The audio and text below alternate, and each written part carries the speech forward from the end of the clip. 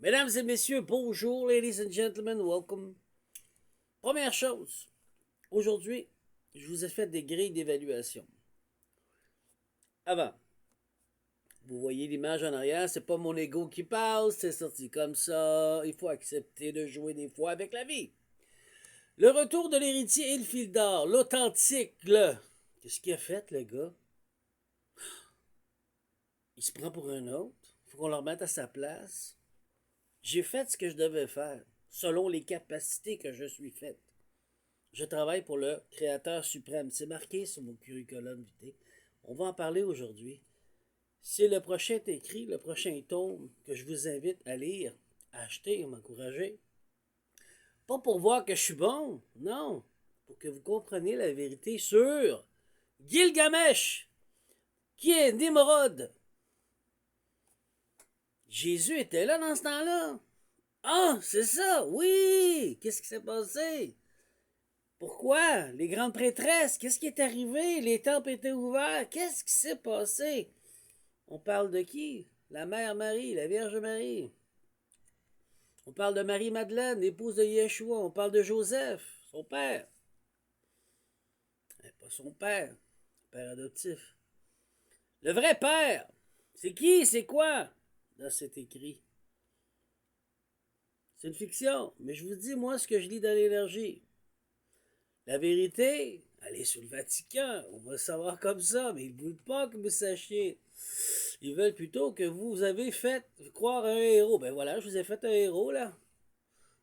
Je pas moi. Je suis pas important, je n'ai pas besoin d'être un héros, mais en tout cas, je voulais juste reprendre mes droits. Parce que tout le monde essaie de voler. Puis là, un matin, ce qu'on va commencer, c'est comment qu'un employeur évalue quelqu'un. OK? On va parler dans le concret. Comment ça se fait qu'il y a tant de monde qui est jaloux après moi et qui essaie de me voler tout ce que j'ai? Après, ça va être la deuxième partie. Première partie, on va parler de l'évaluation. Je suis un employeur, je vais engager quelqu'un. C'est quoi les compétences? On va en parler pour que vous compreniez comment ça fonctionne. Ah, les compétences techniques. Hard skills. Ce sont des compétences mesurables apprises à l'école et en formation. Programmation, comptabilité, mécanique, sous-infirmière, électricité, designer, whatever.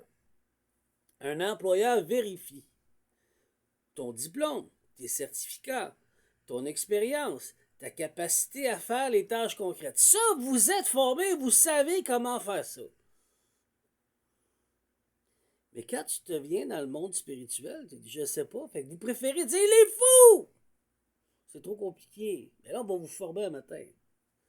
Parce que c'est le nouveau monde. C'est à vous de vous adapter ou c'est à vous de disparaître. C'est pas mon problème, c'est le tien. Moi, je suis professeur, je te forme. B, que ça te plaise ou pas, un matin, c'est ça. Prends des notes, enregistre la vidéo. Les compétences humaines, soft skills. Bon, alors, y a-tu de la communication, l'autonomie, l'organisation, leadership, gestion du stress, travail d'équipe, fiabilité, attitude? Un employeur les évalue en entrevue, dans ta façon de parler, dans ta posture, dans ta logique, dans ta capacité d'expliquer. C'est ça que vous faites. C'est correct. Moi aussi, j'ai fait ça. C'est les compétences comportementales. Résoudre des problèmes, gérer un conflit, prendre une décision, t'adapter rapidement, apprendre vite. C'est toutes des choses qui évaluent l'employeur. Un employeur teste ça avec les questions situationnelles, des missions, des mises en situation, des exemples concrets que tu donnes. Tu les mets en test. D. Les compétences professionnelles. Ce sont des attitudes de travail. Exemple, ponctualité, respect de procédure, constance, éthique, responsabilité. Un employeur les voit dans tes références, dans ton historique, ton parcours professionnel, dans ta façon de te présenter. OK? L'exemple numéro 2, c'est l'exemple des parcours scolaires. Ça, ce que vous dites tellement, ça mérite tant de cas, ça mérite ci, t'es quelque chose, t'es bon. T'as beau être le plus égoïste du monde, mais t'as fait 4 parcours universitaires, ah, t'es quelqu'un. T'as beau être le plus voleur du monde, mais t'as un doctorat, mais t'es quelqu'un. Il y a un problème, là. Dieu regarde pas ça, il s'en calisse de ça.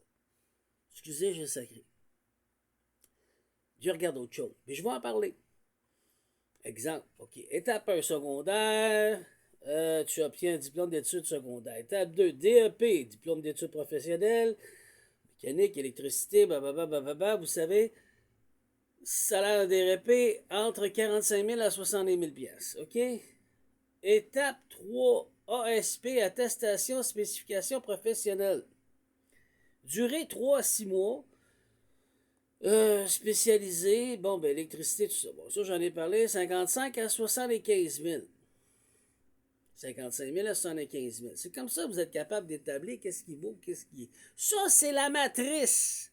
Vous êtes bon là-dedans. Mais tantôt, je vais vous apprendre quelque chose de nouveau, là. Il va falloir vous former parce qu'on est bienvenue dans le nouveau monde. Il y a donner du respect à ceux qui sont ailleurs, là. Vous allez voir. Alors, après... Étape numéro 4, expérience plus certification. Après 2 à 5 ans, tu peux obtenir une carte de compétence certification. Comme j'ai eu dans ma vie, ça vaut entre 70 000 à 85 000. Compagnon, maçon, bricoleur. OK? Spécialisé dans les foyers. Ça vaut plus cher encore. Mais je n'ai jamais été payé à ma juste valeur parce que vous toujours me voler. Autre exemple. Pourquoi? Je suis un con, je me laisse faire. Non. C'est parce que vous êtes des petits malins, puis vous jouez avec la loi, puis vous avez de la famille, puis des amis dans la loi, dans la justice, qui manipulent avec leur poste. Ouais.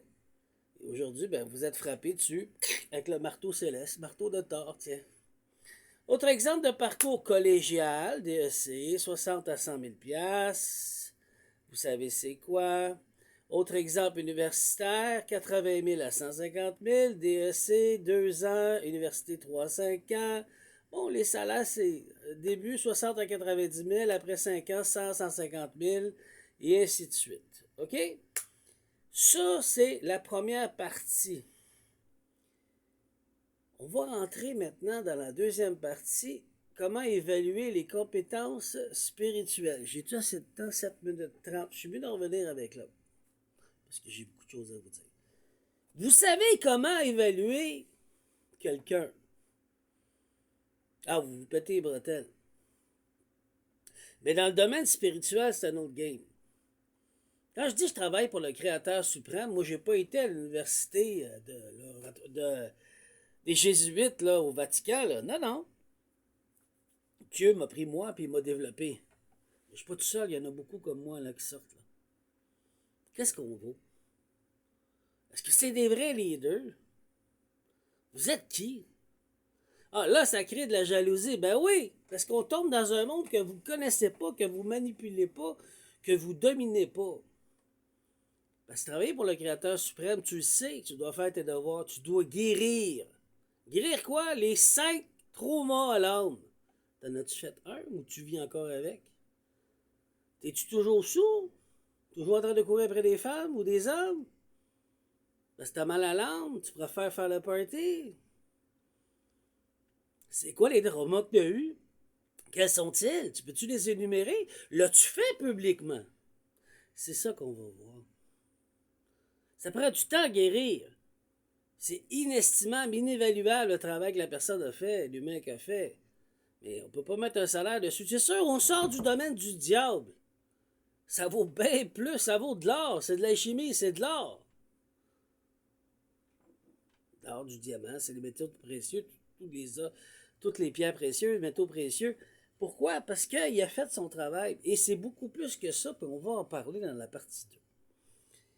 Fait que sur ce, je vous attends dans la deuxième partie, maintenant que vous avez vu la partie matérialisme, la partie dans le commun des mortels, qu'on connaît, puis qu'on est capable de juger, et que là, l'imbécile dit, ben là, lui, il a juste été dans une école professionnelle.